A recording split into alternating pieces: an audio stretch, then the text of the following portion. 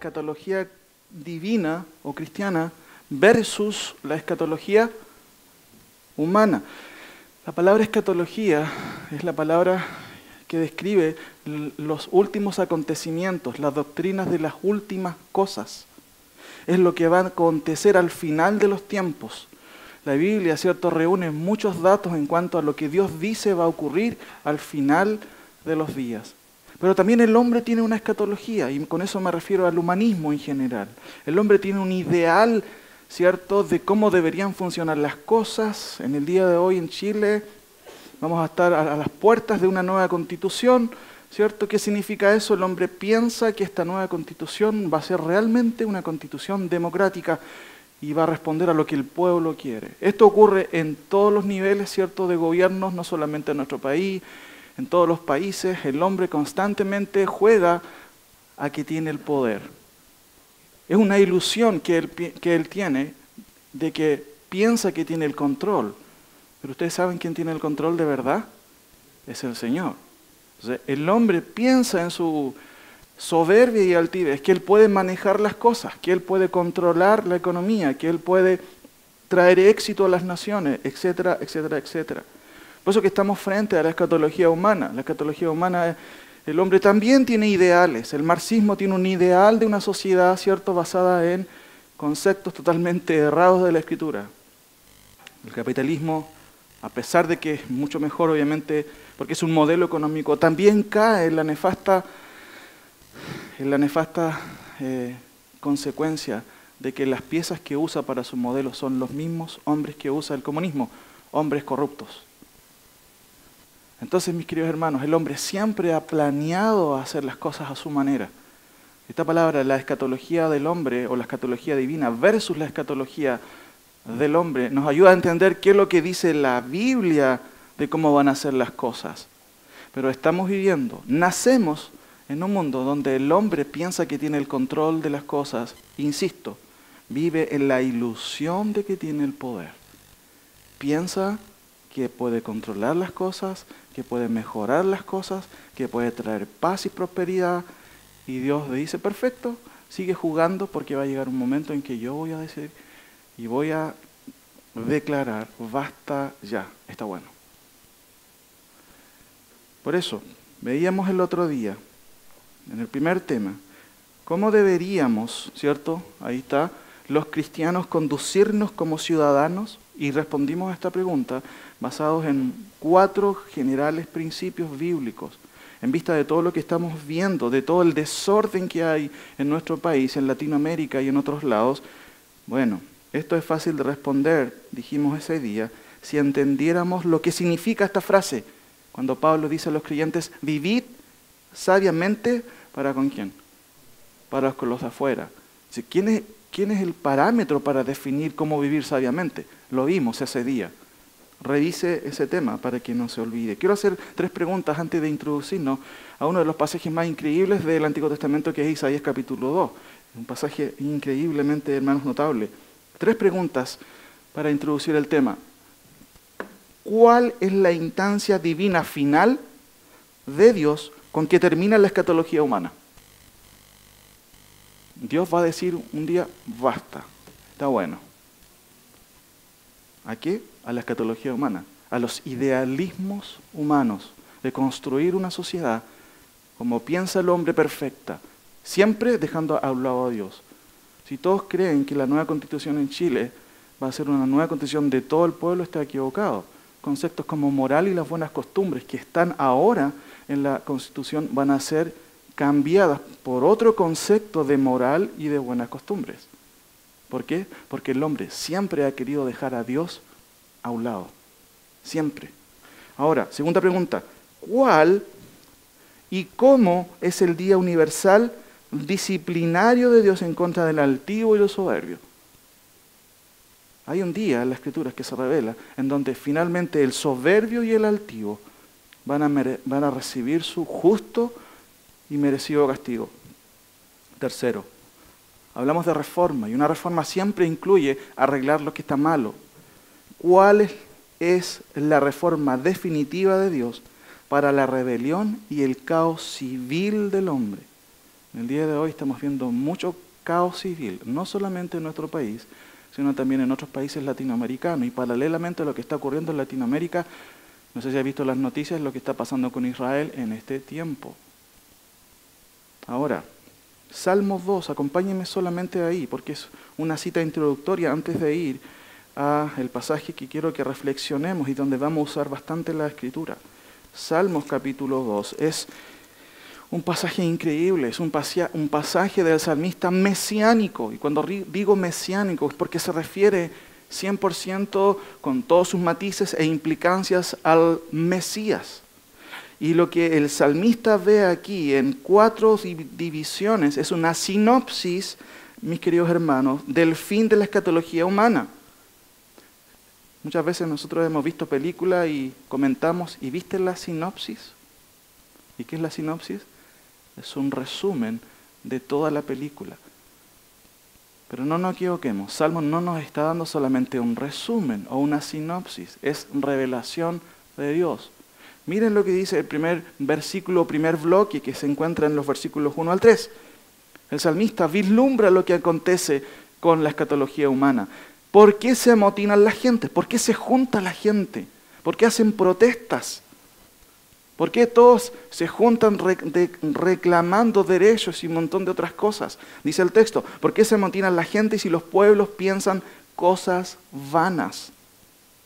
Se levantarán los reyes de la tierra y príncipes consultarán unidos contra Jehová y contra ¿quién más? Su ungido. Sabemos que el ungido de Jehová, ¿quién es? Es Cristo. Diciendo, rompamos sus ligaduras y echemos de nosotros sus cuerdas. ¿Qué es lo que piensa Dios de la actitud del hombre? Dice en el versículo 4, el que mora en los cielos se reirá. El Señor se burlará de ellos. Luego hablará a ellos en su furor y los turbará. ¿Con qué cosa? Ya me está anticipando lo que Dios va a hacer. Quiero dejar esto por ahí. Vamos a Isaías capítulo 2, mis queridos hermanos. Acá, Isaías capítulo 2, del versículo 1 al 22. Me voy a centrar aquí para responder a todas estas preguntas y esta mañana quiero reflexionar acerca de este notable pasaje de las Escrituras. Isaías capítulo 2, del 1 al 22. Y le voy a dar un par de segundos o minutos para que lea con atención el versículo del 1 al 22. Por favor, le voy a dar ese tiempo, léalo con atención, porque vamos a ver varios pasajes relativos a este texto y quiero que usted ponga la mayor atención esta mañana y le voy a dar ese tiempo.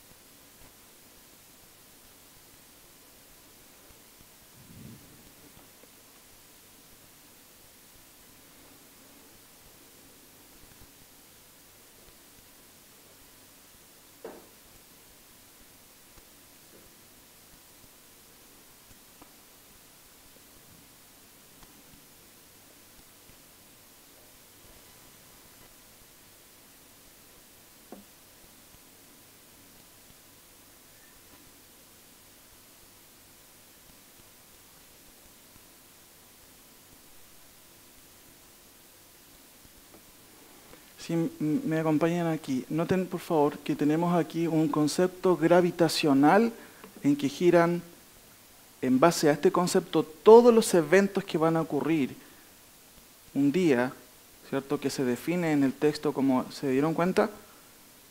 ¿Qué día es? El día de Jehová. Todo gira en torno a eso y como les explicaba el otro día, el día de Jehová tiene relación con todos estos conceptos del Antiguo Testamento. En aquel tiempo, en aquel día, en el día de la venganza, ay del día de venganza, día de la ira, en aquellos días, en los días aquellos, en aquel día. Todo tiene relación a este concepto que supedita todos los acontecimientos futuros de lo que la Biblia dice va a ocurrir. El día, dice ahí el texto, ¿cierto?, de Jehová, el día en que Dios dirá basta a la escatología altiva y soberbia del hombre. Tres cosas quiero que veamos. Isaías, ¿cierto?, tres enfoques lapidarios y rotundos. Lo voy a explicar. Quiero hacer solamente aquí este resumen para que usted no se pierda. Tenemos una introducción y quiero que usted vea, y eso es lo que quiero que usted observe esta mañana, que vamos a ver tres cosas. La retórica del profeta. Segundo, la repetición del profeta. Y finalmente, la congruencia de las escrituras. Ese va a ser el bosquejo para que no nos perdamos en general en lo que vamos a empezar a ver.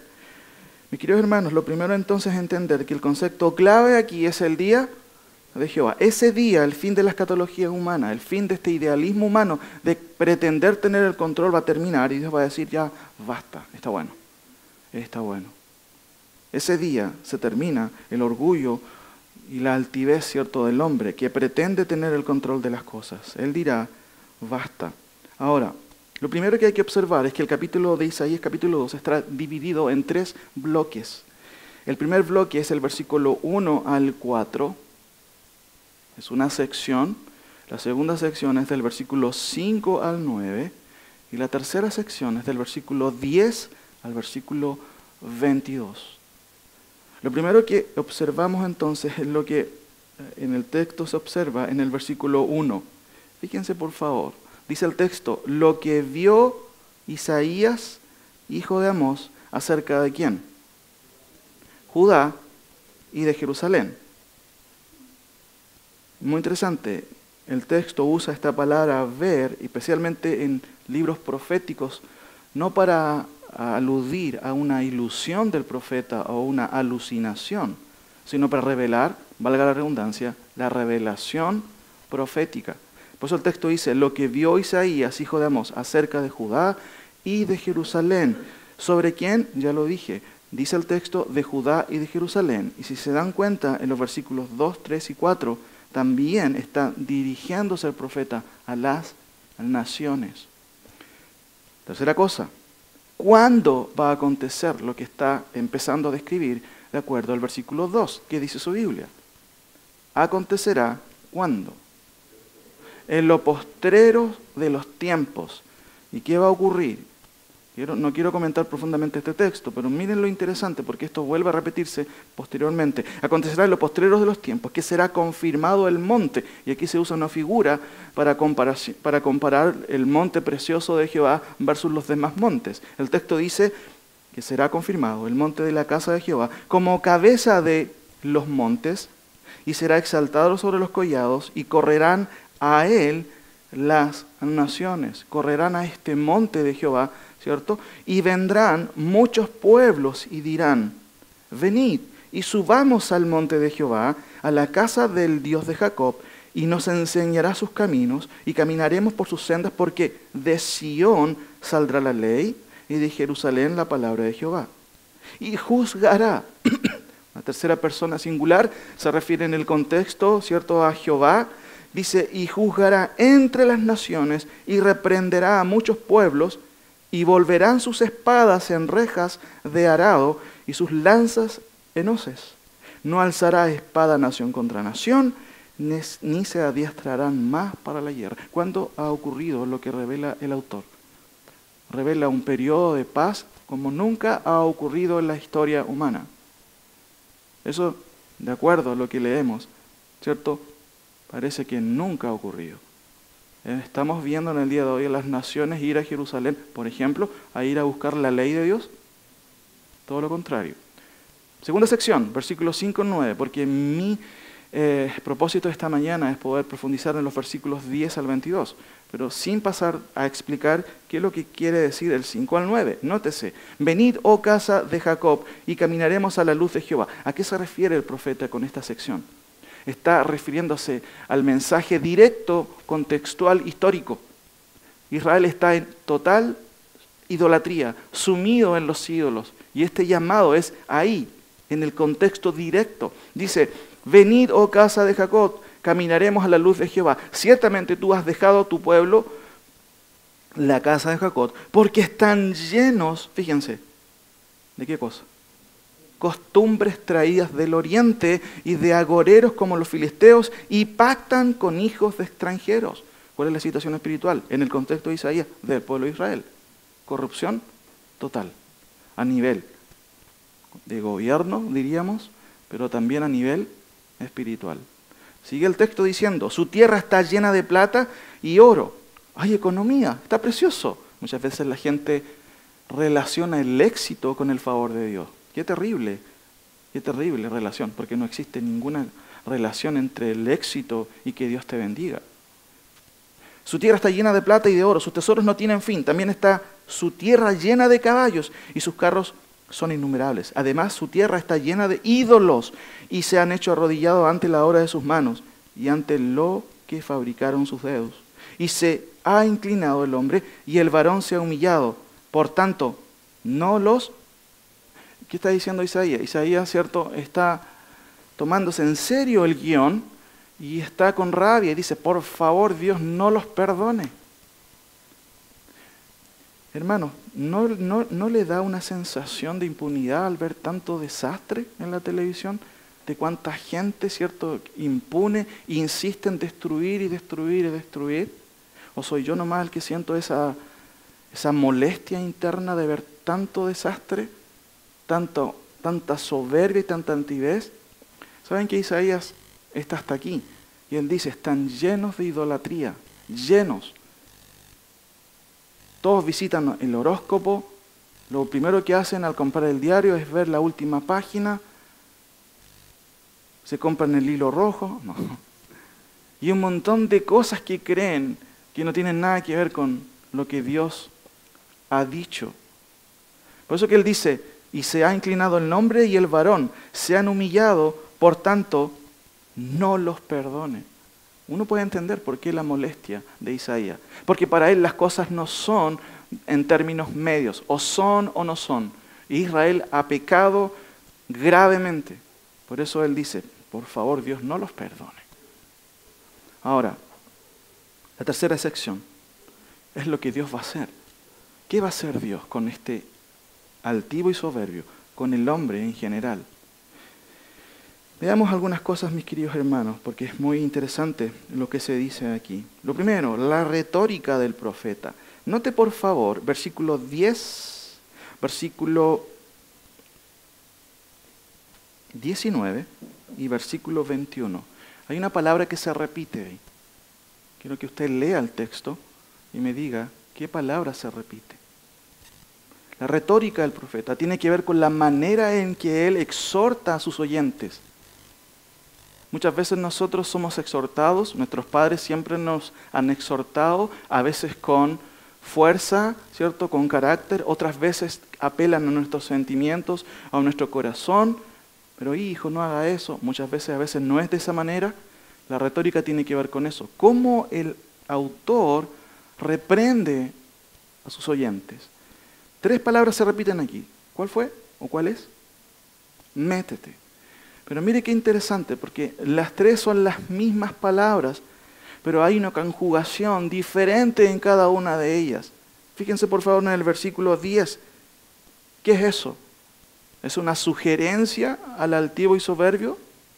Por favor, ¿se puede meter debajo de las rocas? Porque viene de Dios con todo su poder y lo va a destruir. Por favor, por aquí. ¿Eso está diciendo el texto? Es una orden. Y esto es muy curioso. ¿Tú puedes hablar con el altivo y darle un consejo al soberbio? ¿Por qué no? Porque es soberbio y no acepta consejo. Pero es muy curioso y es muy interesante porque el profeta le está diciendo, métete por favor debajo de las rocas, porque se viene con todo. Y le está ordenando, dice el texto, métete en la peña, es roca eso, escóndete en el polvo. Fíjense que en el Nuevo Testamento se repite el mismo concepto. Por ejemplo, en Hechos capítulo 30, 17 dice que Dios ha pasado el tiempo de esta ignorancia y le ruega a los hombres que se arrepientan. Eso dice el texto. Perfecto. Manda a todos los hombres a que se arrepientan. ¿Te gustaría recibir a Cristo en tu corazón? Él está esperando afuera, está lloviendo, por favor, déjalo entrar. Dios manda al hombre a que se arrepienta y que crea en Él. Lo mismo sucede en Marcos capítulo 1, versículo 14, el reino de Dios ha acercado, así que por favor pasen acá a arrepentirse. Usa dos imperativos, arrepiéntanse y crean en el Evangelio. Segunda cosa, la retórica del profeta. Qué interesante. Métete en la peña. ¿Cuál es la diferencia del versículo 19? ¿Cuál es el uso del término meter? Dice el texto, y se meterán en las cavernas. Lo que está haciendo el profeta es decir, vengan para acá, les cuento lo que va a suceder, se los doy firmado. Van a correr como ratas, van a huir y se van a meter. Esto es una alusión profética. Él nos está diciendo lo que va a acontecer. ¿Saben qué? Van a correr despavoridos todos. Se van a tratar de esconder. Y dice el texto, y se meterán en las cavernas de las peñas y en las aberturas de la tierra. Versículo 21. ¿Cuál es la idea? Usa el mismo sentido, pero lo ve de manera personal. Es como que alguien está viendo a un altivo correr por su vida en vista de lo que viene y lo que está viniendo. Dice el texto, y se meterá, singular, el sentido singular. El altivo ese día se va a meter en las hendiduras y en las rocas y en las cavernas de las peñas. Segunda cosa que vemos como parte de la retórica del profeta. Miren, se repite en el versículo 11, ponga atención, versículo 12 y 17, otros conceptos, otras palabras que tienen que ver exclusivamente con quienes ese día van a recibir el juicio de Dios. ¿Qué palabras se repiten? ¿Se dio cuenta? La altivez de los ojos del hombre será abatida y la soberbia de los hombres. Versículo 12. Porque día de Jehová de los ejércitos vendrá sobre todo, otra vez se repite, soberbio y altivo. También en el versículo 17. La altivez del hombre será abatida y la soberbia de los hombres será. Está dando cuenta de que el profeta usa algo que se llama en el Antiguo Testamento la repetición. En la retórica del Antiguo Testamento, especialmente en el texto hebreo, siempre se usa una manera de poder poner el acento en algo que es tan importante. ¿Cómo se hace eso? Repitiendo las cosas. El profeta no es tautológico o redundante. Oh, aquí se equivocó el profeta, ¿por qué repitió otra vez esto? Muchas veces leemos, santo, santo, ¿y por qué no lo escribe con una vez nomás? O, desierto, desierto, te digo, que expresa un hebraísmo en el Nuevo Testamento. Porque la manera del autor del Antiguo Testamento de decirnos, oye, ven para acá, pon atención en lo que te voy a decir, es repetir las cosas constantemente. Y eso es parte de la retórica de los profetas en el Antiguo Testamento, repetir los conceptos. ¿Se acuerda cuando Dios le dijo a Adán, el día que tú comieres, ciertamente? Usted sabe que el texto hebreo dice, el día que tú comieres, morirás. ¿Cómo eso? ¿Por qué comete un error ahí casi gramatical? No, es la intención del Espíritu Santo para decirnos, pone atención. Esa es la manera que te estoy explicando lo que está sucediendo y lo que va a suceder. Ahora, fíjense en el 11 y en el 17 y en el 20. Se repite otro concepto. 11, la altivez de los ojos de los hombres será abatida y la soberbia de los hombres será humillada y Jehová solo será exaltado. ¿Cuándo? Ahora, miren el versículo 17. La altivez del hombre será abatida y la soberbia de los hombres será humillada y solo Jehová será exaltado. Hermano, literalmente lo mismo. Miren el versículo 20. ¿Cómo empieza? Aquel día, que es una alusión al día de Jehová. Segunda cosa, la repetición del profeta. Como ya les dije, cuando el profeta repite las cosas, no es que sea tautológico, no. Está subrayando una verdad transversal que va a acontecer sí o sí. Miren, el versículo 10, versículo 19 y versículo 21 nos hablan de cómo va a ser la venida de Jehová. Lean su Biblia, mire cómo dice, versículos 10, 19 y 21. Repito, versículos 10, 19 y 21. La razón de por qué están corriendo debajo de las rocas, de por qué están huyendo, ¿cierto?, para esconderse. ¿Por qué razón? ¿Cómo es su venida? Perfecto, es temible. El versículo 10 dice, métete en la peña y escóndete en el polvo, y fíjense lo que dice el texto, de la presencia temible de Jehová. Versículo 19, y se meterán en las cavernas de las peñas y las aberturas de la tierra por la presencia, otra vez. Oye, ¿por qué está repitiendo el profeta esto? Ustedes ya saben. Versículo 21, y se meterá en las hendiduras de las rocas y en las cavernas de las peñas por la presencia, y usa un sinónimo que es lo mismo en el texto hebreo, me parece. Dice, por la presencia formidable, ¿de quién? De Jehová. Pregunta sencilla, ¿cómo será la venida de Dios ese día? ¿Va a venir de manera humilde? Dice el texto, de manera temible. Noten nuevamente los mismos versículos, porque se repiten otras frases nuevamente ahí. Versículo 10, la pregunta es, ¿cómo es la venida? Es temible. ¿Cómo viene? ¿Cuál es la característica de esa venida? ¿Nota ahí? Perfecto. Se menciona que viene con halógenos, ¿cierto? Quizás de cuántos watts serán, no lo sabemos. Bueno, mire lo que dice el texto. Métete en la peña y escóndete en el polvo de la presencia temible de Jehová y del resplandor de su majestad. Vuelve a decir lo mismo en el versículo 19. Y se meterán en las cavernas de las peñas y en las aberturas de la tierra por la presencia temible de Jehová. Y otra vez, por el resplandor de su majestad. Versículo 21, por la presencia formidable de Jehová y por el resplandor de su venida. Ya se está dando cuenta de cómo el Espíritu Santo es el que está subrayando estas verdades repetidamente. Ahora, ¿para qué viene? ¿Para qué viene? Ya lo vimos, ¿cierto? Para tratar con el altivo y con el soberbio. Sin embargo, note los versículos 12 al 16. Se repite otra cosa importante. Y esta tendencia de Isaías de repetir nuevamente las cosas. Fíjense por favor en el versículo, insisto, 13, 14, 15, 16. ¿Se dio cuenta qué palabra se repite? Viene el día de Jehová. ¿Cómo viene? Temible. ¿Cómo? Con un resplandor espectacular. No podemos, ¿cierto?, medir esa situación. Pero además, no solamente viene ese día, sino que también son afectados, ¿qué cosa? Todas las cosas. Miren, se repite, ¿se dio cuenta la palabra? Sobre. La palabra sobre ahí en el texto hebreo es una palabra, es la misma, que se traduce dependiendo del contexto, y aquí lo más probable es mejor, contra. Ese es el sentido del término, beal, es la palabrita cortita, que se usa de diferentes maneras. Pero dice el texto, vendrá, ¿cierto?, el día de Jehová, sobre todo altivo y soberbio, sobre todos los cedros del Líbano, altos y erguidos, y sobre las encinas de Basán. ¿Qué tiene que ver la creación con eso? Pero está también siendo afectada. Versículo 14, sobre todos los montes altos y sobre todos los collados. 15, sobre toda construcción y rascacielos, podríamos decir, ¿cierto? Y sobre todo muro fuerte. 16, sobre todas las naves de Tarsis y sobre todas las pinturas preciadas.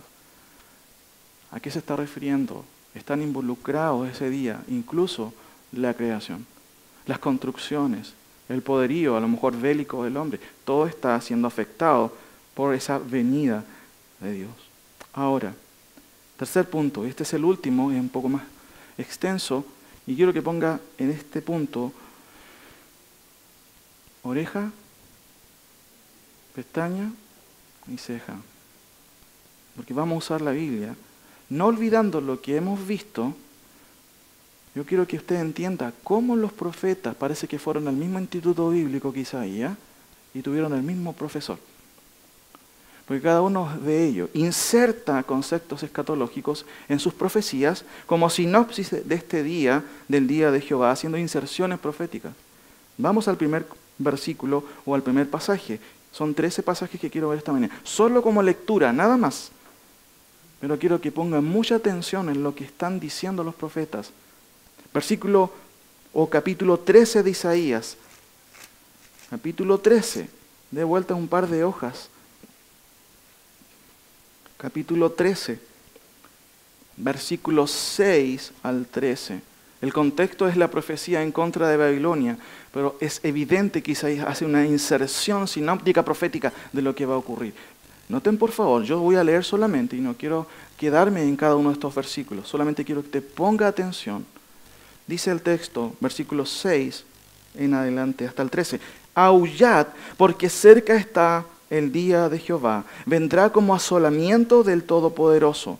Por tanto, toda mano se debilitará y desfallecerá todo corazón de hombre, y se llenarán de terror, angustia y dolores se apoderarán de ellos. Tendrán dolores como la mujer de parto, se asombrará cada cual al mirar a su compañero, sus rostros de llamas. Qué interesante, se mirarán asustados, angustiados, con horror. Versículo 9, he aquí, el día de Jehová viene terrible y de indignación y ardor de ira para convertir la tierra en soledad y raer de ella, ¿a quién? A sus pecadores.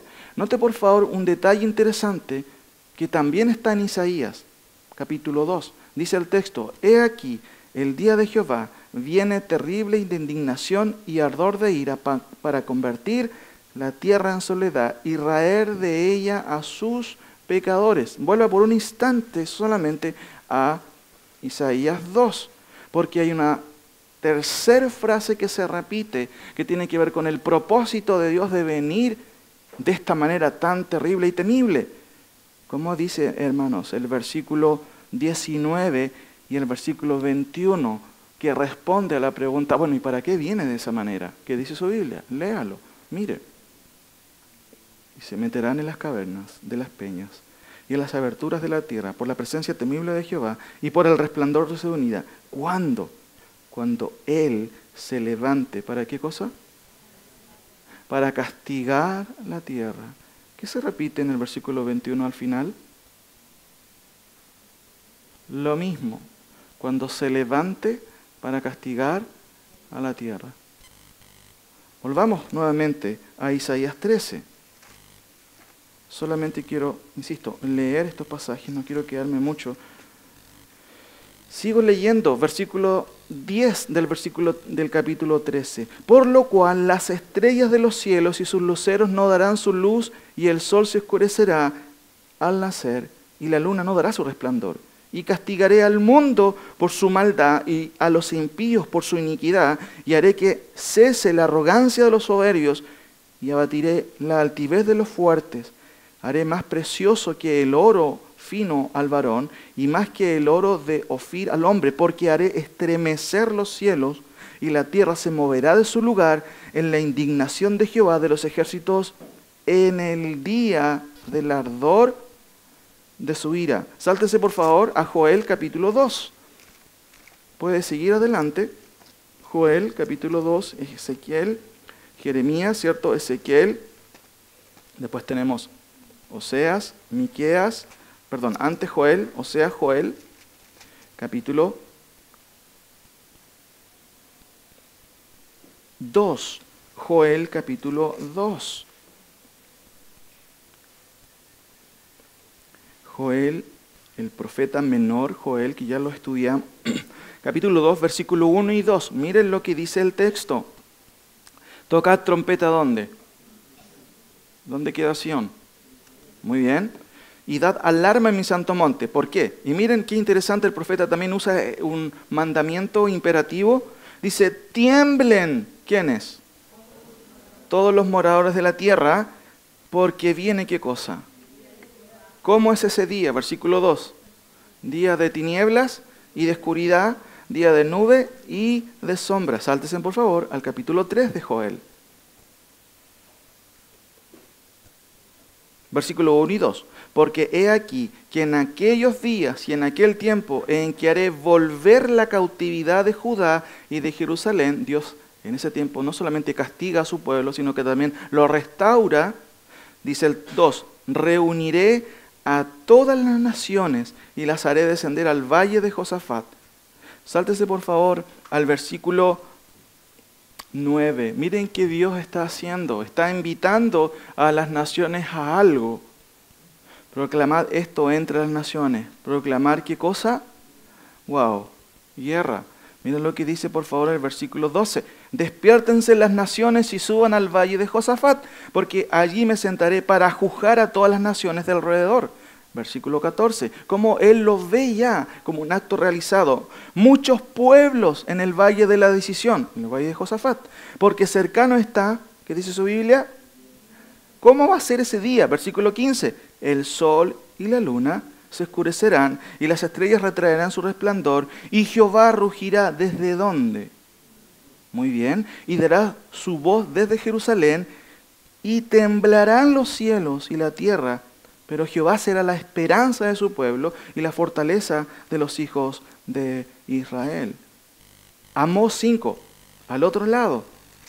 Amós capítulo 5, versículo 18 al 20. Amós capítulo 5, versículo 18 al 20. Empieza con una injerción ahí diciendo, ay de los que desean el día de Jehová. ¿Por qué creen que el profeta está diciendo, ay, ay, ay? Cuando la mamá sepa que llegaste a las 11 de la noche, ¿han escuchado ese ay en la casa o no? Bueno, acuérdense más o menos eso para que entiendan este texto. El texto está diciendo, ay de los que desean el día de Jehová.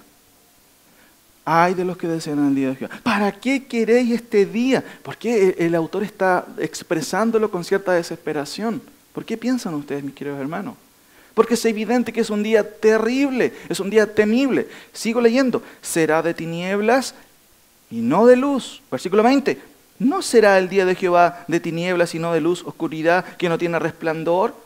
El autor responde a sí mismo. No, si estas son figuras retóricas nomás. No, el autor está respondiendo. Esto es lo que va a suceder y cómo va a ser ese día. Por favor, a continuación de Amós está Abdías. Miren lo que dice, por favor, el versículo 15.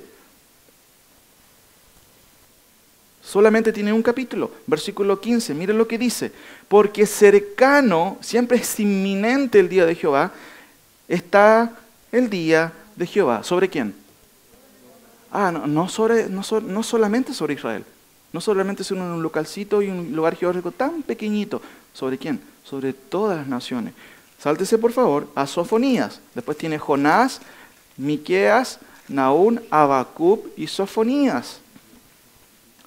Sofonías capítulo 1, versículo 14 y 15. Otra vez. Cercano está el día. Y miren cómo le llama Sofonías. ¿Cómo es el día? Grande. Cercano y muy próximo es amarga la voz del día de Jehová. Gritará allí el valiente.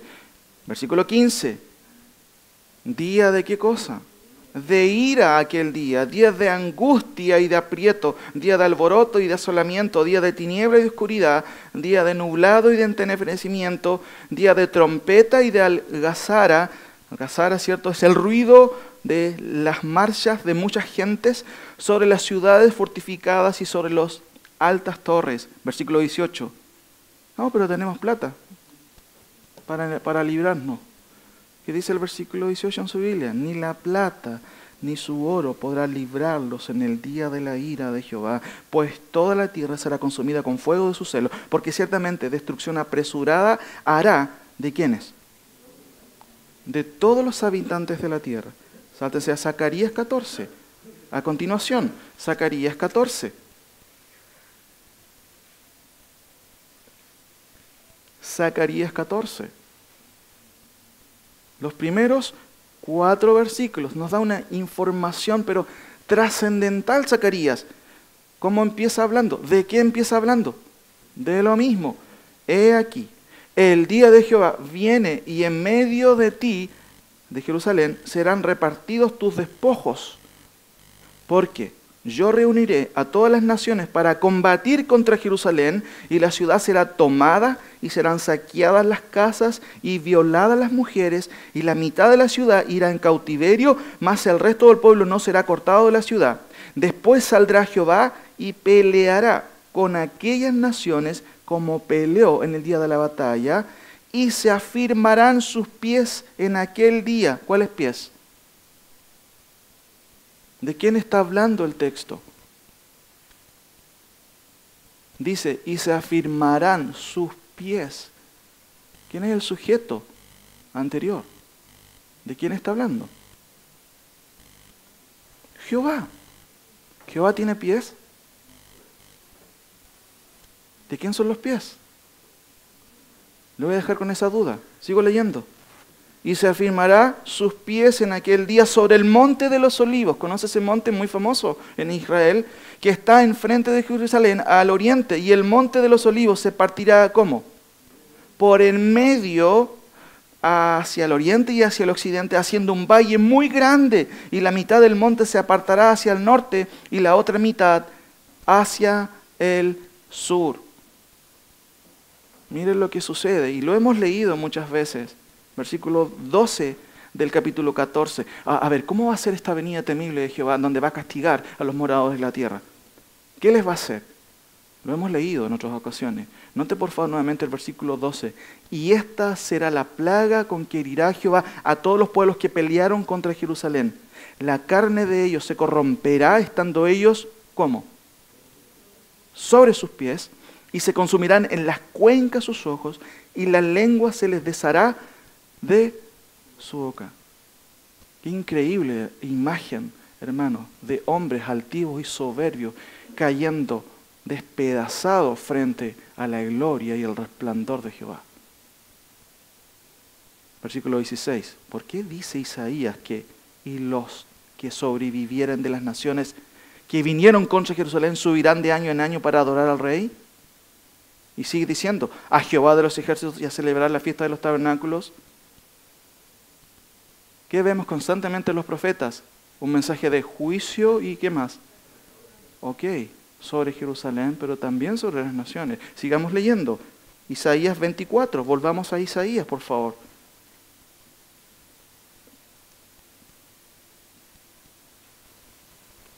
Isaías 24. Versículo 1. Miren lo que dice el texto. Isaías 24. He aquí que Jehová vacía la tierra y la desnuda y la trastorna su faz y hace esparcir ¿a quién? A sus moradores. Versículo 3. La tierra será enteramente vaciada y completamente saqueada porque Jehová ha pronunciado esta palabra. Nótese por favor el versículo 21. Acontecerá, sale una frase que ya usted conoce, en aquel día, que Jehová castigará al ejército de los cielos en lo alto y a los reyes de la tierra sobre la tierra, y serán amontonados como se amontonan los encarcelados en mazmorras, y en prisión quedarán encerrados y serán castigados después de muchos días. La luna se avergonzará, ¿y qué más? El sol se confundirá cuando Jehová de los ejércitos reine en el monte de Sión, en Jerusalén, y delante de sus ancianos sea glorioso. Se vuelven a repetir algunos conceptos aquí. Por favor, acompáñenme ahora al Nuevo Testamento.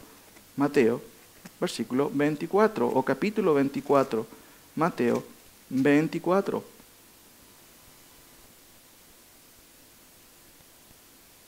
Mateo, capítulo 24, versículos 27 al 31. Mateo vislumbra la venida de alguien con las mismas características que estamos viendo en el Antiguo Testamento, pero aquí, fíjense qué interesante, porque como el relámpago que sale del oriente y se muestra hasta el occidente, así será también la venida ¿de quién? Del Hijo del Hombre, Jesucristo.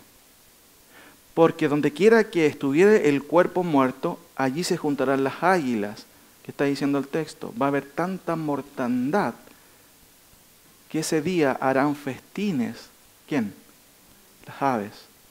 Mira el versículo 29. E inmediatamente después del desastre que va a ocurrir ese día, y qué interesante, el Nuevo Testamento le llama a ese tiempo con una palabra técnica. ¿Cómo dice ahí? Tribulación. de aquellos días, el sol se oscurecerá. ¿A dónde he escuchado esto? ¿Ha escuchado esto antes? El sol se oscurecerá y la luna no dará su resplandor y las estrellas caerán del cielo y las potencias de los cielos serán conmovidas. Entonces aparecerá la señal del Hijo del Hombre en el cielo y entonces lamentarán todas las tribus de la tierra y verán al Hijo del Hombre viniendo sobre las nubes. ¿De qué manera? Con gran poder y gloria. Otro versículo o otra serie de versículos que son importantes también en esta lista bajo este punto de la congruencia de las Escrituras tiene que ver con los siguientes. Note por favor los siguientes, justamente 4 versículos que aparecen aquí. Note con atención la lectura de ellos. Lo más probable, si leemos de esa manera, como lo hacemos habitualmente, cuesta un poquito darnos cuenta de lo que están diciendo los autores. Fíjense por favor, le ayudo un poquito para que pueda notar lo que están diciendo. Los 4 versículos, ¿cierto? Ahí Pablo como Juan describen características que estamos viendo.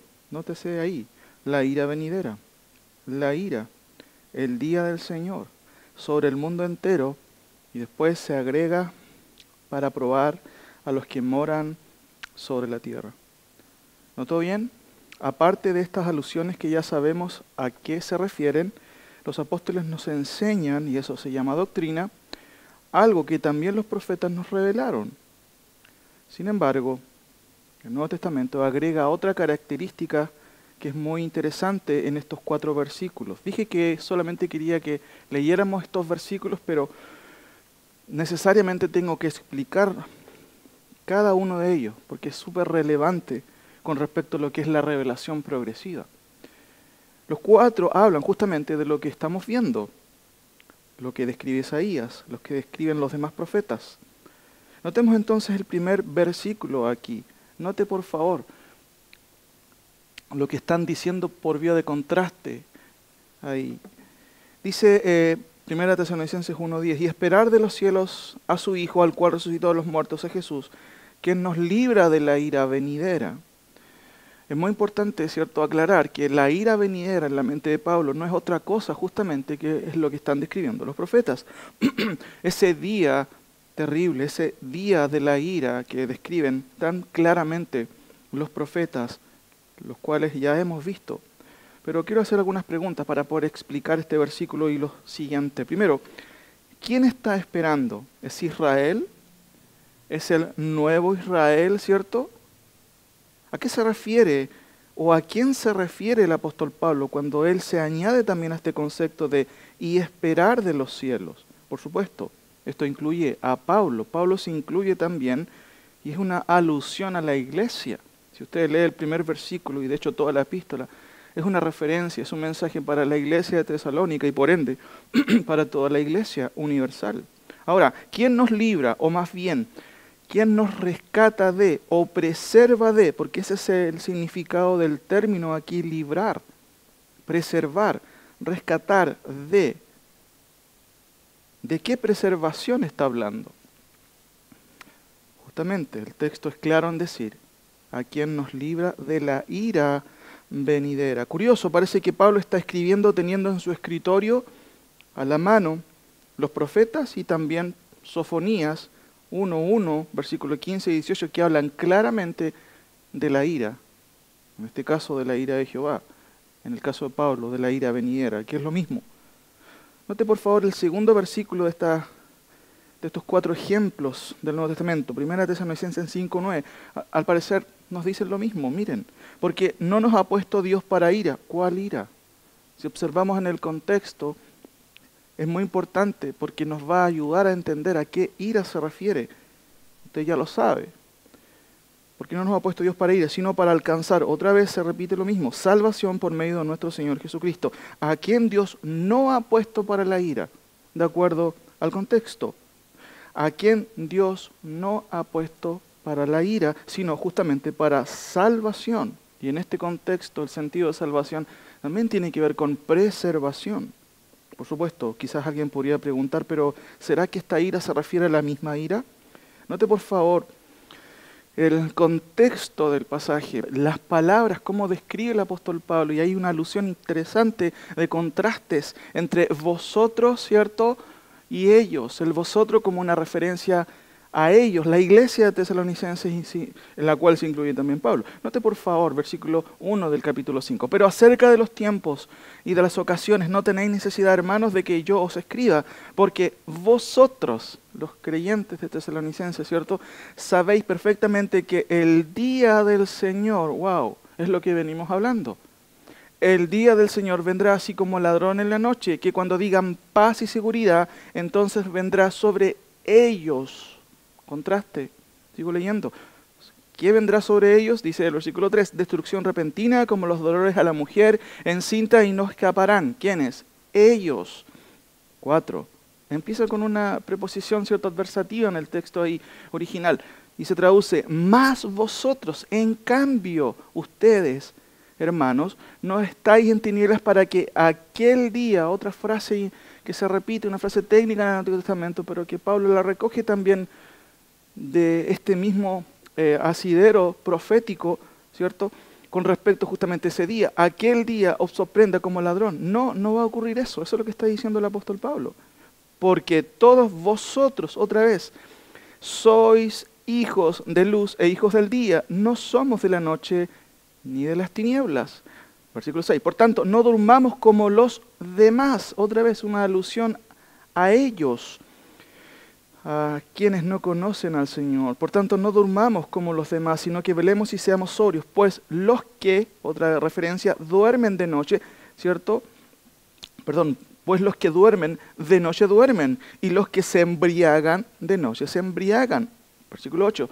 Pero nosotros, y ahí interesante, Pablo se incluye en todo lo que está diciendo, pero nosotros que somos del día, seamos sobrios, habiéndonos vestidos con la coraza de fe y de amor, y con la esperanza de salvación como yelmo. Versículo 9, y note esta frase que justamente es la que estamos explicando, porque no nos ha puesto, y él se incluye también Pablo, ¿cierto?, en ese plural diríamos retórico también, porque no nos ha puesto Dios para ira, sino para alcanzar salvación por medio de nuestro Señor Jesucristo. ¿Cuál ira?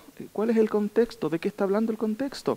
De la ira del día del Señor, eso es claro. Pero hay dos cosas que quiero explicar también, que tienen que ver con lo que dice el texto ahí llanamente. Dice el versículo 9, ¿cierto?, que Dios no nos ha puesto para ir, sino para alcanzar salvación. Estas dos palabritas son importantes, alcanzar y salvación. Una lectura rápida y superficial del término alcanzar pareciera sugerir que es una especie como de rescate forzoso, ¿cierto?, triste. Alcanzamos salvación. Pero esa no es la idea del término. Segunda cosa, la palabra salvación, ¿cierto?, aquí es por medio justamente del mismo que en 1:10 viene a preservar a Pablo y a la iglesia de Tesalónica de la ira venidera. Una breve explicación de estos dos últimos términos, ¿cierto? Alcanzar es la palabra peripoiesis, ¿cierto? Algunos la traducen como obtención, pero literalmente significa o tiene la idea de ser rodeado de, con la idea de preservar. Se usa en Hebreos capítulo 10, 39.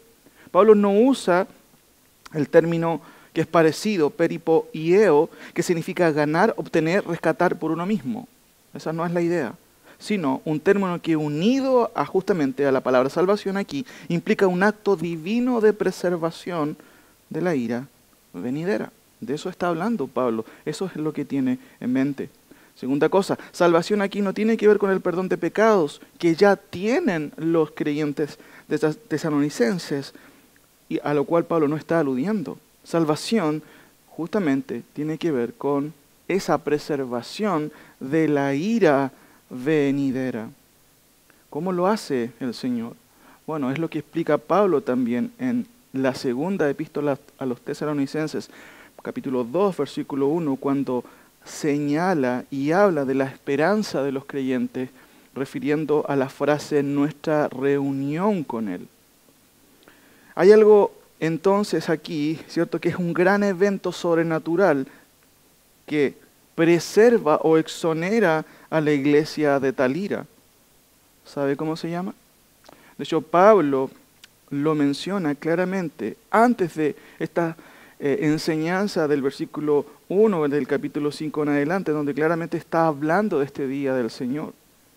Sin embargo, en 1 Tesalonicenses capítulo 4, versículo 17, el apóstol Pablo usa una palabra que muchas veces no se conoce, que es la palabra harpazo, que es un término, ¿cierto?, que no puede explicar mejor lo que Dios hará a los creyentes, a su iglesia, para preservarla de este periodo de ira universal como nunca la ha habido. Por eso es que es muy interesante también que en el versículo 18 del capítulo 4 de la primera epístola, como el versículo 11 del capítulo 5 de la misma, Pablo anima a los creyentes justamente por estas verdades que está enseñando. Nótese por favor en el 18 del capítulo 4. Por tanto, alentaos los unos a los otros con estas palabras o con esta enseñanza. Después del versículo 9, cuando Pablo dice, pues, o porque no nos ha puesto Dios para ira, sino para alcanzar salvación por medio de nuestro Señor Jesucristo, quien murió por nosotros otra vez, para que ya sea que velemos o que durmamos, vivamos juntamente con Él. Y ahí nuevamente Pablo alude a este ánimo que debe haber entre los creyentes, por lo cual animaos unos a otros y edificaos unos a otros, así como lo hacéis. El último versículo de estos 4 son muy claves, o el penúltimo más bien, Apocalipsis capítulo 1, versículos 10 y 11. Qué interesante. Dice Juan, yo estaba en el Espíritu en el día del Señor y oí detrás de mí una gran voz como de trompeta que decía, yo soy el Alfa y el Omega, el primero y el último. Escribe y envíalo a las iglesias. Algunas preguntas. ¿En qué día está Juan, de acuerdo al texto? ¿Cuál es ese día o cuál es el día del Señor al que está apelando, al que está describiendo? Bueno, la teología católica, que también es amilenarista, cree que es una alusión al domingo por la influencia, ¿cierto?, de las traducciones latinas, que traducen esta última frase como fui in spiritu in dominica. Sin embargo, la palabra domingo no aparece en el texto ahí para nada. Es más, el Nuevo Testamento, cada vez que habla del día domingo, siempre habla del primer día de la semana. Hermanos, el día del Señor, al que Juan está en espíritu, es la traducción concreta de la frase del Antiguo Testamento, el día de Jehová. Ahora, síganme por favor en la ruta de Juan hasta llegar a Apocalipsis capítulo 3, versículo 10. Fíjese por favor en Apocalipsis capítulo 1, veamos ahí, para llegar al último versículo que quiero explicar de esta serie de 4 versículos que claramente nos dan mucha información complementaria, pero también congruente, coherente con el mensaje escatológico divino. Capítulo 1, versículo 11, volvemos a leer, dice el versículo, yo soy el Alfa y el Omega, dice Cristo, ¿cierto? Sabemos que es Cristo, el primero y el último. Escribe en un libro lo que ves y envíalo a las 7 iglesias que están en Éfeso. Si nos saltamos al capítulo 4, ¿cierto?, de la profecía de Juan, vemos aquí que el escenario cambia. Dice el texto en el versículo 1, después de esto miré y aquí una puerta abierta en el cielo y la primera voz que oí como de trompeta hablando conmigo dijo, sube acá y yo te mostraré las cosas que sucederán después de esta. Sigue la visión. Pero Juan está, ¿cierto?, en el Espíritu, ahora en otro lugar, está en el cielo, y en el cielo ocurre una adoración increíble que usted puede leer, y lo hemos leído en otras ocasiones, una adoración que se le hace también, ¿cierto?, al Señor, claramente ahí. Es un pasaje muy notorio, muy claro y muy vivaz en relatar en qué consiste esa gran adoración. Ahora, note por favor el versículo 1 del capítulo 5, sigue Juan hablando y dice, y vi en la mano derecha del que estaba sentado en el trono un libro escrito por dentro y por fuera, sellado con 7 sellos. El relato sigue diciéndonos que no había nadie que podría desatar ese libro, pero seguramente usted recordará que sí había una persona y esa persona se describe en el versículo 5. Y uno de los ancianos me dijo, no llores, he aquí que el león de la tribu de Judá, la raíz de David, ha vencido para abrir el libro y desatar sus 7 sellos. Sabemos que obviamente, claramente como se dice ahí, es el Señor Jesucristo. Ahora, ¿qué sucede aparte de todos estos hechos cuando Juan está ahí, en el Espíritu, en el cielo, en esta gran adoración? Aparte de eso, ve a un grupo muy particular en el versículo 9. Noten por favor, mis hermanos. Y cantaban un nuevo cántico. ¿Dónde están ellos? Están en la presencia del Señor. ¿Cuál es su cántico? Dice el versículo 9 del capítulo 5. Digno eres de tomar el libro y de abrir sus sellos, porque tú fuiste inmolado y con tu sangre nos has redimido para Dios de todo linaje y lengua y pueblo y nación. Y nos has hecho para nuestro Dios reyes y sacerdotes y reinaremos sobre la tierra. Algunas preguntas que son en realidad básicas para entender el texto. ¿Quiénes son los que están cantando este cántico? El texto dice claramente ahí, porque tú fuiste inmolado y con tu sangre nos has redimido. ¿Quiénes son ellos? Evidentemente cada creyente, cada persona que ha sido redimido por la obra de Cristo. No es otra cosa, no es otro grupo que la iglesia, mis queridos hermanos. ¿De dónde vienen? Fíjense, ¿cuál es su procedencia? O más bien, ¿quiénes componen este grupo? Dice el texto, de todo linaje y lengua y pueblo y también nación. ¿Qué harán con Cristo? Miren lo que dice el texto, claramente. De todo linaje y lengua y pueblo y nación. Y nos has hecho para nuestro Dios reyes y sacerdotes y reinaremos sobre, dice el texto clarito, la tierra. Sobre la tierra. Ahora, sáltese por favor al versículo 12 del capítulo 6. Miré cuando abrió el sexto sello y aquí hubo un gran terremoto, parece que hemos escuchado esto, y el sol se puso negro como tela de silicio y la luna se volvió toda como sangre y las estrellas del cielo cayeron sobre la tierra como la higuera deja caer sus higos cuando es sacudida por un fuerte viento. Y el cielo se desvaneció como un pergamino que se enrolla, y todo monte y toda isla se removió de su lugar. Y los reyes de la tierra, y los grandes y los ricos, los capitanes y los poderosos y todo siervo y todo libre, se escondieron, note por favor, en las cuevas y entre las peñas de los montes. Parece que hemos leído esta frase en otro lado, ¿cierto? Mira lo que dice a continuación. Porque ellos dicen algo.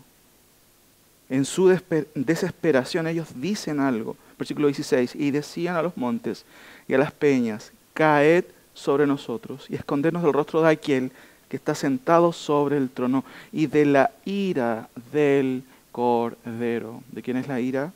Es la ira del Cordero. Pero noten lo que dice el versículo 17. Porque el gran día, ¿cuál día? El que estamos estudiando, en el que están todos de acuerdo, los profetas, los apóstoles. Dice Juan aquí, porque el gran día, ¿cierto? Evocando lo que ellos van a decir aquel día, porque el gran día de su ira no va a llegar. Dice el texto claramente, ha llegado. ¿Y quién podrá sostenerse en pie?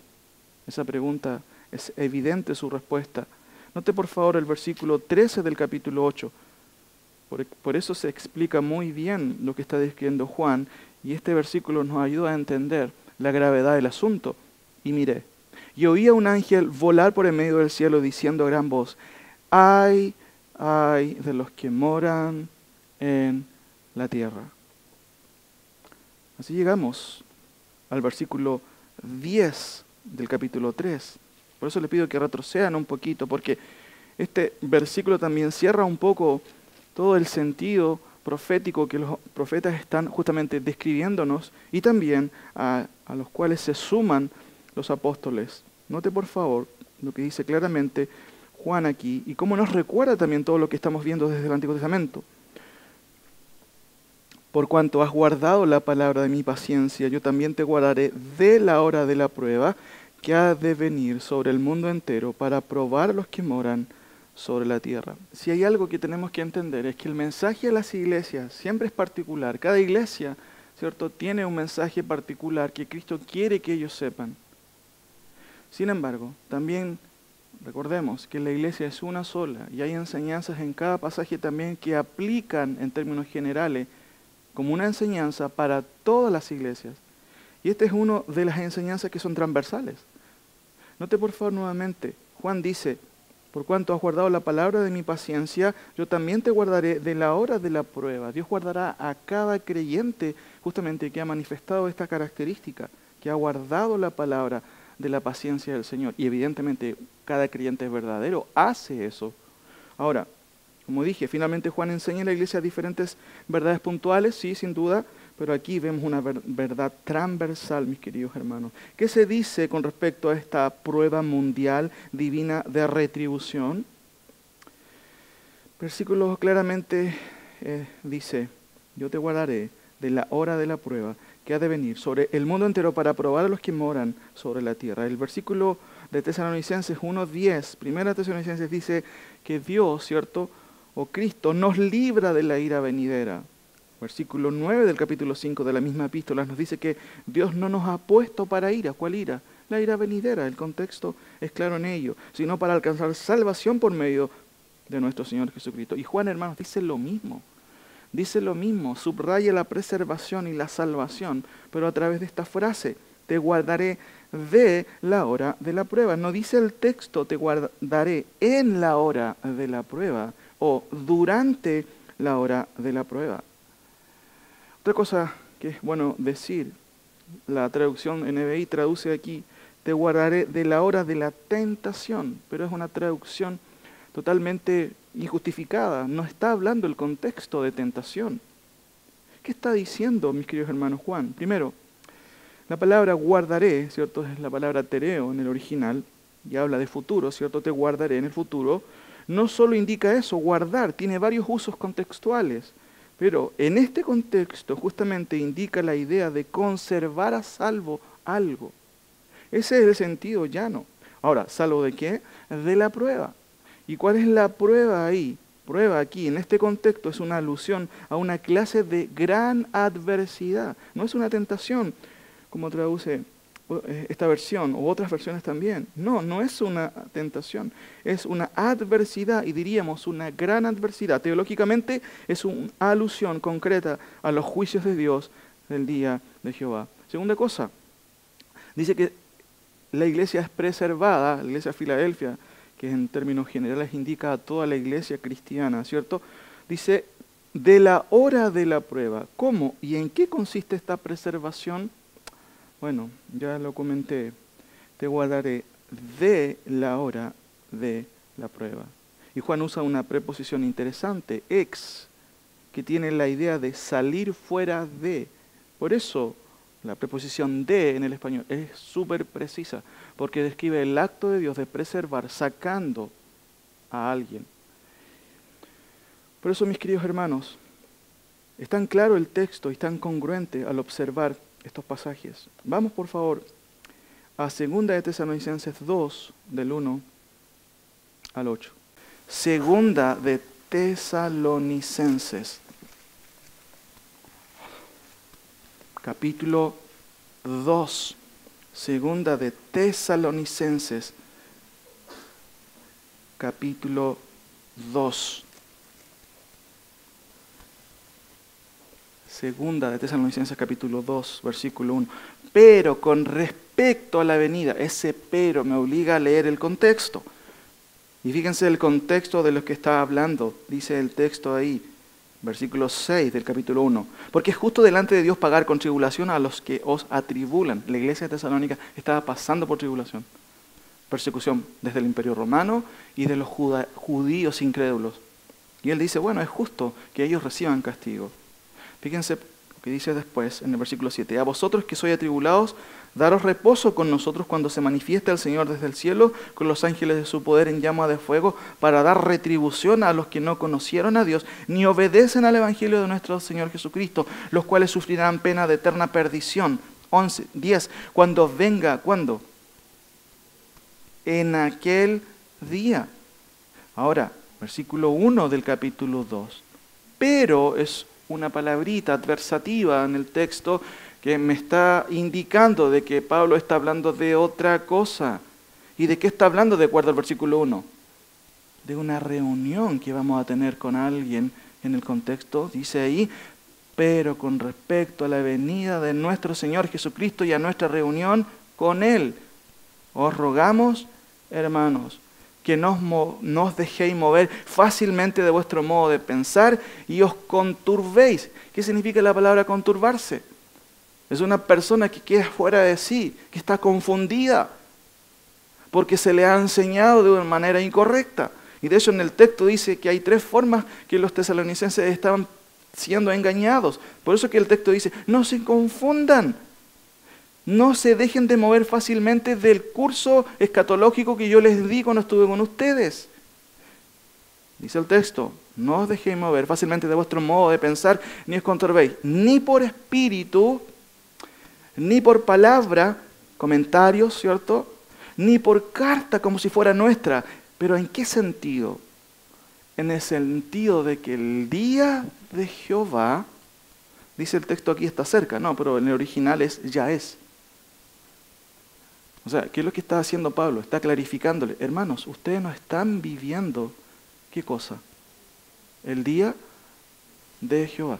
Les pregunto, ¿los hermanos de Tesalónica conocían todos los pasajes que nosotros hemos leído? ¿Conocían los profetas?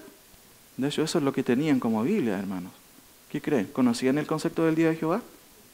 Por eso estaban siendo confundidos y pensaban, wow. Por eso Pablo dice, no se confundan. Miren lo que dice el versículo 3. Nadie os engañe. Y ahí en nadie usted coloque una lista ahí. Ni el pastor siquiera puede engañarle. Yo no tengo la monopolio de la verdad. Puede colocar o cualquier teólogo o predicador ahí. Nadie os engañe en ninguna manera, porque no vendrá. ¿Quién no vendrá? El día del Señor, el día de Jehová. Sin que antes tengan que acontecer algunas cosas. Antes de que venga ese día, dice el texto, ¿cierto? No vendrá sin que antes venga lo primero, apostasía. La mayoría de los teólogos interpreta la palabra apostasía como una rebelión en contra de Dios. Y esa es la explicación, yo diría, más sensata que estamos viendo en el día de hoy, en el mundo entero, que estamos viendo en nuestro país. Una rebelión. ¿En contra de quién? ¿En contra de la derecha? ¿En contra de Piñera? En contra de Dios, hermano. En todos lados. Estamos viendo una rebelión del hombre en contra de Dios. Una revuelta, una rebeldía. No queremos nada con Dios. ¿Por qué? Si en Chile tenemos problemas, entre comillas, sociales, ¿qué tiene que ver la Constitución con eso?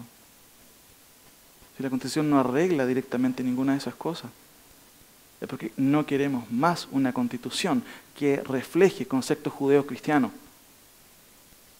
Ahora, miren, viene apostasía, pero también viene otra cosa. No vendrá el día de Jehová sin que venga la apostasía, versículo 3b, y se manifieste una persona muy amable, que va a arreglar todos los problemas. ¿Qué dice el versículo? Y se manifieste el hombre de pecado y el hijo de perdición, el cual, miren, se opone y se levanta contra todo lo que se llama Dios, o es objeto de culto, tanto que se sienta en el templo de Dios como Dios, haciéndose pasar por Dios. ¿A quién se refiere Pablo? Perfecto. Es una alusión al anticristo. Recuerden que la palabra anti, ¿saben lo que significa? Anticristo. Sí, pero ¿saben qué significa en el sentido original? En lugar de. También tiene esa implicancia, en contra. Pero él viene a usurpar un papel que solamente Cristo tiene. Ahora, ¿no os acordáis que cuando yo estaba con ustedes les decía esto? Y ahora, pongan atención aquí, estamos terminando, el último esfuerzo. Y ahora vosotros sabéis lo que lo detiene. ¿Qué cosa?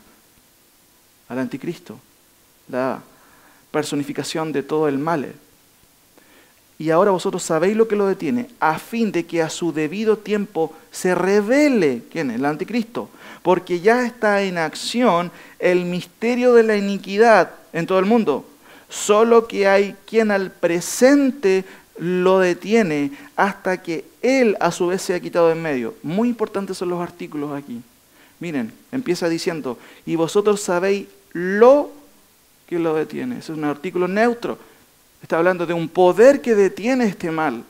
Pero después cambia, ¿cierto?, al artículo singular de primera persona, cuando dice, y vosotros sabéis lo que lo detiene, a fin de que a su divino tiempo se manifieste, porque ya está en acción el misterio de la iniquidad. Solo que hay quien al presente lo detiene, hasta que Él, a su vez, se ha quitado, miren, de en medio, en meso, en el texto original ahí, en meso. De ahí viene toda esta clasificación de las voces, meso, soprano. ¿Ha escuchado eso? Término medio. ¿Qué es lo que está diciendo el Pablo? Es que hay algo que detiene la maldad. Hermanos, ¿qué hace que en el día de hoy la maldad no se desate en toda su plenitud? ¿Qué creen ustedes? Muy bien, excelente, es el Espíritu Santo.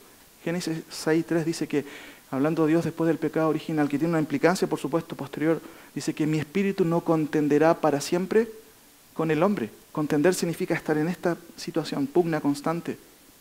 Pero me está diciendo que el Espíritu Santo va a llegar un momento en donde va a decir, perfecto, se va a quitar del medio y va a hacer, adelante, Señor Anticristo, haga su trabajo, porque es parte del plan de Dios, no porque Él tenga poder, lo tiene.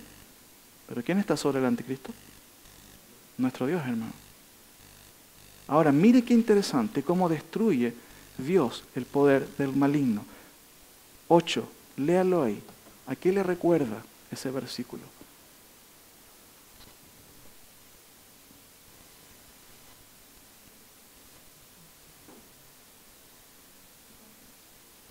Dos, 8. Solamente el 8. Voy a quedarme hasta ahí, no quiero seguir leyendo el otro texto. ¿Dónde ha escuchado algo parecido usted, mis queridos hermanos? ¿Dónde? Isaías capítulo 2. Qué curioso, ¿no? Qué curioso. Que en esa venida el anticristo desaparece. Y qué increíble cómo va a desaparecer, como lo cuenta Zacarías. Dice el texto, y entonces se manifestará aquel inicuo, a quien el Señor matará con el espíritu de su boca y destruirá con el resplandor de su venida. Apocalipsis 19:15. ¿Se da cuenta que Zacarías, Isaías, Sofonías, Abdías fueron al mismo instituto bíblico? Tuvieron el mismo ramo. ¿Y quién les hizo clase? El Señor. Apocalipsis 19. Mire lo que dice, por favor, al final. Apocalipsis 19. Están todos contentos en el cielo. Poco antes de que Cristo dice, ya basta, ahora bajo, vuelvo. Están cantando coros ahí, seguramente. Después de esto oí una gran voz del cielo y una gran multitud en el cielo que decía, aleluya, salvación y honra y gloria y poder son del Señor nuestro Dios. Miren cómo está la fiesta arriba. Y sigue el relato, ¿cierto? Versículo 5, y salió del trono una voz que decía, alabad a nuestro Dios, todos sus siervos, y los que teméis, así pequeños como grandes. Y sigue el relato. 7, gócense y alegrémonos y démosle gloria, porque ha llegado las bodas ¿de quién? Y su esposa, ¿quién es la esposa del Cordero? Se ha preparado, y ella se le ha concedido que se vista de lino fino, limpio y resplandeciente, porque el lino fino son las acciones justas de los santos. Sigue el relato, versículo 11. Entonces vi, dice Juan, en el cielo abierto, y aquí un caballo blanco, diferente al primer caballo que aparece en el capítulo 6, que era el anticristo. Aquí es Cristo que aparece en un caballo blanco montado, ¿cierto? Dice, el que lo montaba se llamaba fiel y verdadero, y con justicia juzga y pelea. Versículo 12. Sus ojos eran como llamas de fuego, y había en su cabeza muchas diademas, y tenía un nombre escrito que ninguno conocía, sino él mismo. Estaba vestido de una ropa teñida en sangre. ¡Wow! ¿Quién será? ¿Quién podría ser? Usted ya lo sabe. Y su nombre es el Verbo de Dios. Y los ejércitos celestiales, vestidos de lino finísimo, blanco y limpio, le seguían en caballos blancos. Y note por favor con atención el versículo 15, porque se resumen 3 conceptos aquí interesantes. De su boca sale una espada aguda. ¿Para qué cosa? A las naciones. Eso habla de juicio. Pero también mire la segunda palabra. Y él las regirá con vara. ¿De qué está hablando Juan? Regir. ¿A qué se refiere? Perfecto. Gobernar. ¿A quién va a gobernar el Señor? A las naciones. Miren. Y las regirá con vara de hierro. Y él pisa el lagar del vino, del furor y de la ira de Dios del Todopoderoso, porque Él es el encargado de poner los puntos sobre las... No. Miren lo que dice el 16. Y en su vestidura y en su muslo tiene escrito este nombre, Rey de Reyes. ¿Y qué más? Y Señor de Señores. Hermanos, ¿quién es nuestro Rey? ¿Quién es nuestro Señor? Rey de Reyes y Señor de Señores. Ahora volvamos por favor a Isaías 2, nuestro pasaje clave, de donde hemos hecho comparaciones que son muy, muy interesantes y de hecho congruentes con toda la Escritura. Mira lo que dice el último versículo de la sección. Isaías 2, ¿cierto? El pasaje que estamos estudiando, capítulo 2, versículo 22, el último pasaje de la sección que estamos estudiando. Dice, dejaos del hombre cuyo aliento está en su nariz. ¿Por qué? ¿De qué es él estimado? Otra versión traduce quizás de una manera un poquito más clara. Dejen de confiar en el hombre, que solo tiene un soplo de vida en la nariz. ¿Por qué estimarlo tanto? ¿Cuál es la idea de Isaías? Fíjense que Isaías de alguna manera subraya, ¿cierto?, la imprudencia, ¿cierto?, la insensatez de confiar en la escatología del hombre, confiar en que el hombre va a solucionar los problemas, cuando es Dios el que soluciona, cuando es Dios el que pone los puntos, ¿cierto?, como hemos dicho, sobre las ises, cuando es Dios el que finalmente va a decir, basta a la maldad, no es el hombre. Por eso es que este llamado final del versículo 22 nos ayuda a comprender y a entender, ¿cierto?, y a recordar que ninguna solución puede venir de parte del hombre. Es tan claro el texto al decirnos, dejen de confiar en el hombre que solo tiene un aliento o un soplo de vida en su nariz. ¿Por qué estimarlo tanto?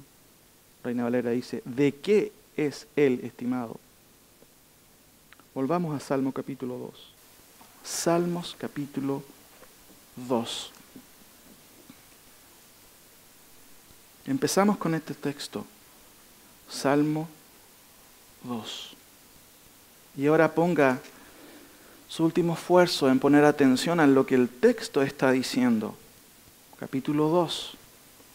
El salmista pregunta, ¿por qué se amotinan las gentes y protestan y se juntan y sacan sus ollas y exigen justicia, bla, bla, bla, bla, bla, bla, bla, bla, bla? ¿Por qué los pueblos piensan cosas que no tienen sentido, cosas vanas, algo vano, algo que no va a tener ni un destino, digámoslo así, útil? ¿Te acuerdan que Pablo dice, si Cristo no resucitó, cómo es nuestra fe? Vana, nos sirve, vámonos para la casa, ¿qué estamos haciendo aquí? Y Cristo esto está diciendo, ¿por qué se amotinan las gentes y los pueblos piensan cosas vanas?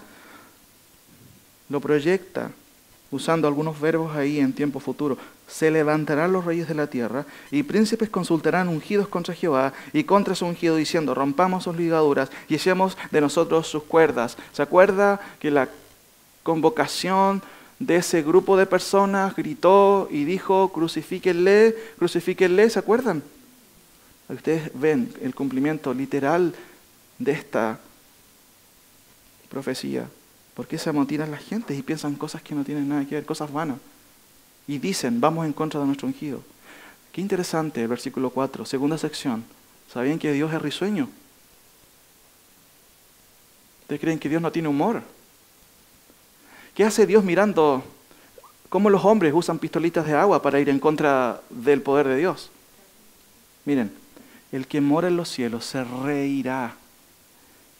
El Señor se burlará de ellos. Luego hablará a ellos en su furor y los turbará con su ira. Hermanos, desde el punto de vista que estamos estudiando, ¿cuándo se manifiesta esa ira? El día de Jehová. Miren lo que dice en el 6. Y lo dice usando el pretérito perfecto, cuando de hecho eso no ha ocurrido aún. De hecho empieza con un pero yo he puesto mi rey. ¿Quién es ese rey? ¿Qué dice Juan? ¿Rey de reyes? Ya, porque yo he puesto mi rey ¿dónde? Sobre Sión. ¿Dónde queda Sión? Mi santo monte. Ahora miren lo que sigue a continuación. Yo publicaré el decreto. Es un decreto teológico, escatológico de Dios. No de Berkloff, no de MacArthur, no de Washer, no de Torres. ¿Es un decreto de quién? Miren, yo publicaré el decreto. Jehová me ha dicho, mi hijo eres tú. Yo te engendré hoy. Pídeme y te daré por herencia las naciones y como posesión tuya los confines de la tierra. Y quebrantarás con vara de hierro, los quebrantarás, contexto, ¿a quiénes? A las naciones. ¿A qué se está refiriendo esto? Los quebrantarás con vara de hierro, con vasija de alfarero los desmenuzarás. Se refiere al régimen del Mesías. ¿Cuándo? ¿Dónde? Posterior al día. ¿Por qué entonces? Y podemos entender que Dios les da un consejo a los hombres en el versículo 10 al 12. Miren los consejos que le da Dios a los reyes, a los poderosos, que creen en la ilusión de que tienen el poder. Miren, ahora pues, y fíjense, ahora pues está proyectando el futuro. El Salmo está viendo cómo cuando Cristo venga con poder y gloria, con una venida temible y en resplandor de su venida, viene a poner las cosas en orden. Y dice, ahora pues, oh reyes, sed prudentes, admitid amonestación. ¿Qué hace el orgulloso y el altivo? ¿Admite amonestación? Mira, el consejo de Dios, te conviene admitir la amonestación. Jueces de la tierra, servid a Jehová con temor y alegraos ¿de qué manera? Con temblor. Honrad al Hijo para que no se enoje y perezcáis en el camino, pues inflama de pronto su ira. Bienaventurados todos los que en Él confían. ¿Qué es lo que está haciendo el salmista? Está revelando sinópticamente la rebelión del hombre, la respuesta divina. Él se ríe y dice, yo he puesto mi rey, ¿dónde? En Sion. Pero el versículo 7 al 9 nos manifiesta el reino de Cristo, hermanos, terrenal. El reino de Cristo, versículo 10 al 12. Es mejor que hagas y admitas estos consejos, tú que crees que tienes el control. Termino. ¿Cuál es la instancia divina final de Dios que termina con la escatología humana? Díganme ustedes. ¿Cuál es la instancia final en donde Dios dice, ya basta, está bueno, déjense de jugar a que tienen el poder? ¿Cuándo eso? En el día de Jehová. ¿Cuál y cómo es el día universal disciplinario de Dios en contra del activo y el soberbio? ¿Cómo es? Temible. Tercera pregunta. ¿Cuál es la reforma definitiva de Dios para la rebelión y el caos civil del hombre? El reino de Cristo. ¿Se acuerda que Isaías decía, y vendrán las naciones a dónde? A Jerusalén, porque de Jerusalén saldrá ¿qué cosa? La ley de Jehová. Termino con 3 verdades para recordar. La escatología humana sigue su curso, el hombre piensa que tiene el poder, está jugando, ¿cierto? En este tiempo, piensa que puede hacer todas las cosas, está jugando, Dios se ríe desde el cielo, pero va a llegar un momento en que Dios va a decir, basta, está bueno, está bueno. ¿Qué nos habla eso, hermano? ¿Cómo oramos nosotros? ¿Cómo ora usted cuando en la mañana escucha tantas cosas que a veces nos hacen perder la calma? Señor, por favor, vuelve a tomar el control, no sé cómo lo perdiste. Así oramos, ¿no? ¿Cómo ora usted? Gracias, Señor, que nada se ha escapado de tus manos. Nada. ¿Qué me lleva a pensar eso? Hermanos, siempre nosotros tenemos un problema. La angustia, una de las características de la angustia es porque perdemos el control de las cosas. Siempre queremos tener el control, siempre. El otro día veíamos uno de los problemas del joven rico, cuando el Señor le dijo, compadre, has guardado todos los mandamientos, vende todo lo que tienes y dáselo ¿a quién? El joven rico no entendió que él es un administrador, no el propietario. Nos gusta ser propietario de todo. Y de acuerdo a la Escritura, ¿quién es el propietario incluso de esta respiración que estoy yo teniendo ahora? Si Dios dice así, basta Joel, se acabó. Nos gusta ser propietarios. No somos propietarios, hermanos, somos administradores. El problema del joven rico es que él quería tener el control en sus manos.